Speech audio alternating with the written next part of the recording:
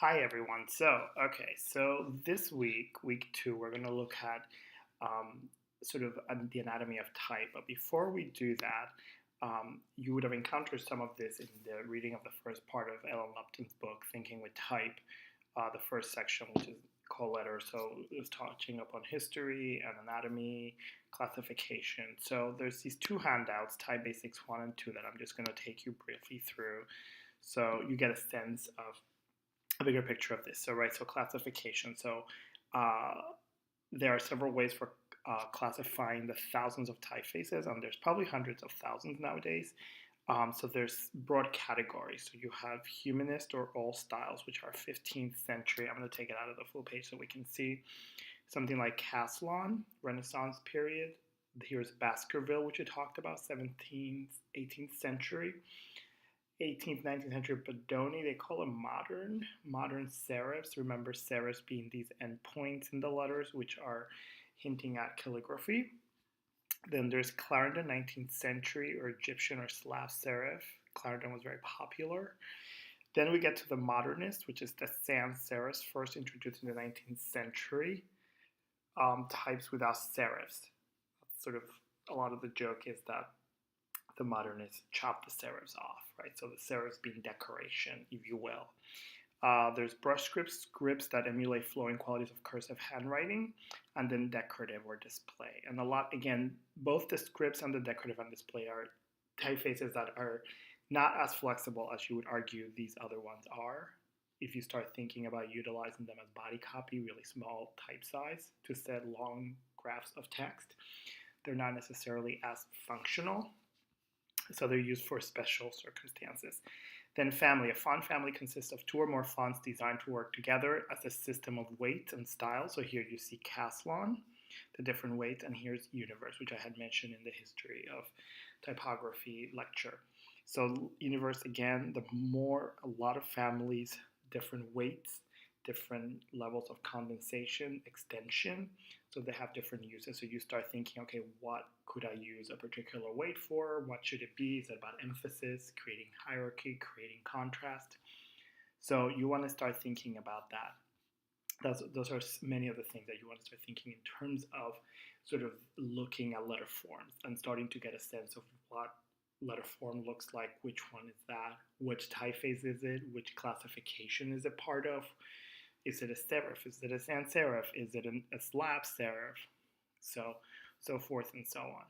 So for the second part of this, we'll go into the anatomy of type and certain things that you want to pay particular close attention to. I'm zooming in so you can see it better. Oops, not that one yet. You'll get to see that in a minute. So when you start looking at the anatomy of type, again, this is using a serif face. Again, the serifs are the endpoints of the letters, those sort of like triangular. You start looking at the baseline, which is the line where all the type sits, right? So you start thinking that line where all the typography sits. If you remember learning how to write as a kid, you got pages with lines on them. The baseline is where those letters sit. The cap height is the height of the uppercase letter. The X height is the height of the lowercase letter. It's usually referred to X height. A lot of this is coming from letterpress. Keep that in mind, a lot of this vocabulary.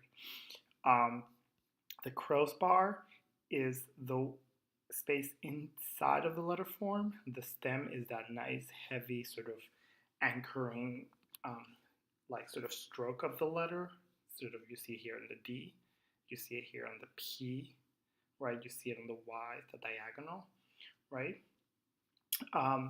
You have the ascender is the part of the letter that goes above past the X height, and notice that it comes off of this sort of baseline up at the top, right?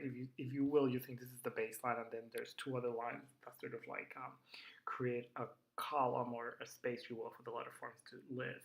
The next line is another set of those, right? So you want to start thinking the space between those two, right? Which is usually referred to as the leading. The descender is when the letter jumps out from underneath, right? The bowl is sort of this circular part of the letter form, right? On the A, you can see that there. You also see a counter in the inside. The counter is this space. Let me get this right. The crossbar is this area here that jumped out from the stem. So just a clarification. So this is the basic sort of letter forms, and Lupton covered a lot more, but I want you to be paying particular attention to this vocabulary, right? Baseline, X height, cap height, descender, ascender, serifs, right? The counter. Again, when you're starting to work with recognizing letter forms, what you start to realize is that designers pay particular attention to the relationships between these individual parts and how they get played out in the typeface is how they start to play out the idea of a particular letter form, what the form is going to look like. You have lowercase letters, right, and special characters. You have uppercase letters, right? Uppercase letters tend to be easier to work with because look, they all pretty much sit on the baseline, right? Lowercase letters have descenders and ascenders, right? So that becomes a little trickier. But also lowercase letters tend to be more humanist, friendlier. Uppercase letters tend to yell a lot more, which then a lot of designers will use the small caps, right? Small caps are not just select the text and click the small cap button as you would in Microsoft Word. No. A good typeface has small caps design, particularly for that typeface, because remember, it's all about the proportion. Okay? So we have the aligning or titling numerals, which are very large. They tend to be considered a little bit more contemporary, versus the all styles. Notice the all styles have descenders. This is what you will find in classical texts. They're a little smaller. They're a little more sort of considered and detailed. And a lot of people sometimes don't like them because they feel a little too pristine, but they actually, the spacing and the proportion, usually, most of the time, is more in accordance with the rest of the typeface rather than the aligning or numerals, which are a bit clunkier. Ligatures. So ligatures are two or more letters joined as a single glyph. So the FF, the FI, and the FL are the famous ones. Again, this is coming from classical typography.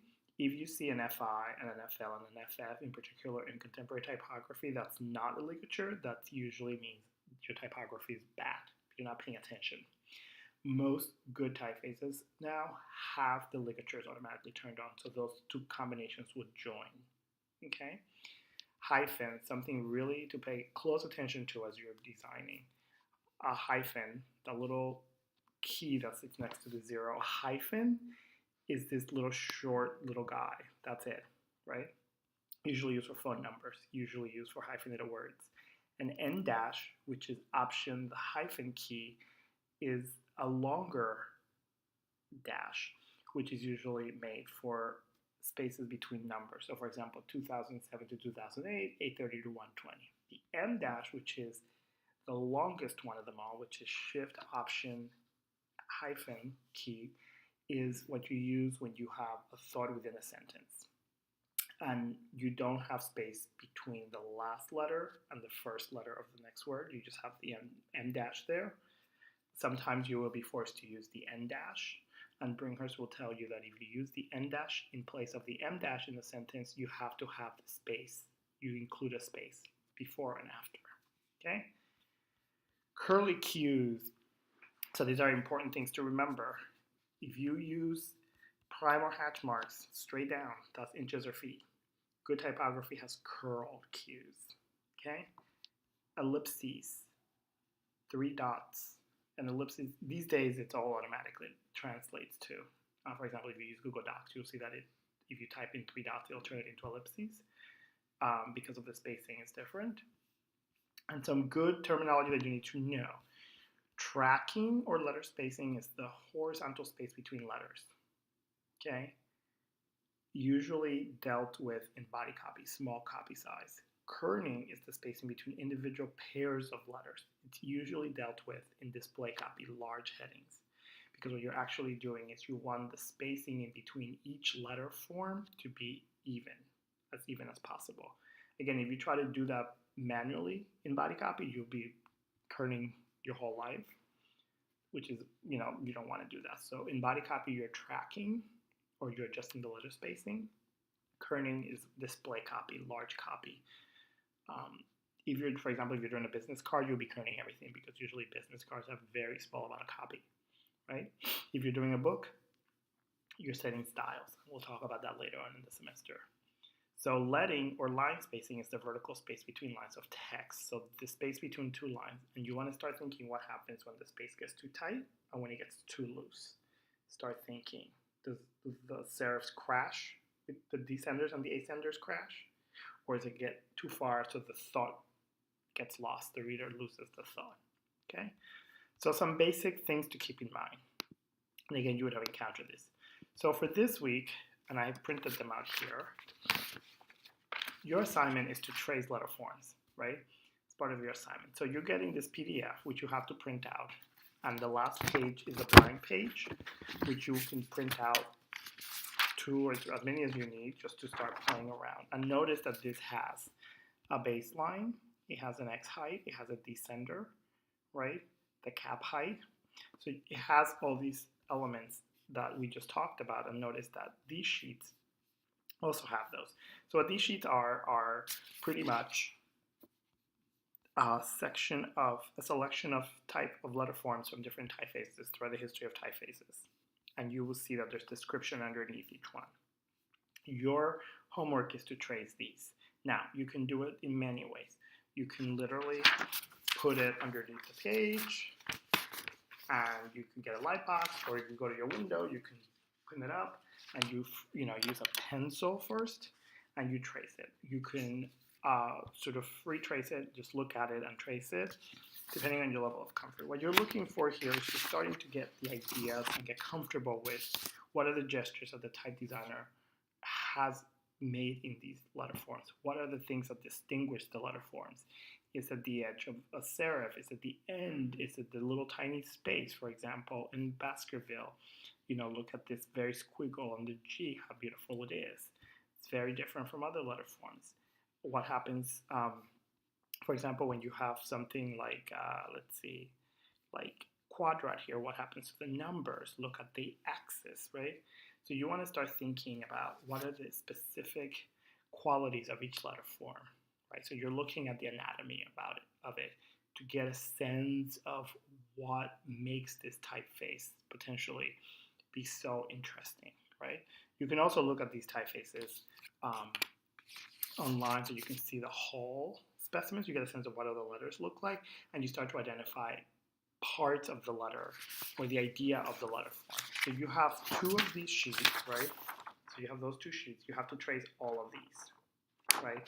The last sheet you may need to photocopy or print out 2 or 3 times. And again, it is up to you. Be as detailed as possible. When you're done tracing them, I want you to get a plain old Sharpie is fine, or a small black pen that has this fine point in black ink. You can use this here too. I have different pens, but a Sharpie will work really well. And I want you to ink them, fill them in. You can also put any notations you want as you're sketching. Any notations, things that you notice, or you can mark afterwards and say, I really love that particular detail of this letter form. I like the angle. I like how thick it is or thin it is, right? Once you have that done, you are going to photograph your 2 sheets that you have traced, your sheets, photograph them in black and white, and upload them to Slack with any notations that you have noticed about them. You can, again, notations could be any research you've made, any significant observations you made as you were drawing them. This at first gets, just so you know, this first gets tricky, and then you start to realize, oh, I'm just sort of like playing, and you got to get loosened up. So again, it's trying to get you to engage with letter forms in a personal way, in a personal, engaging way. Okay, so again, have fun tracing.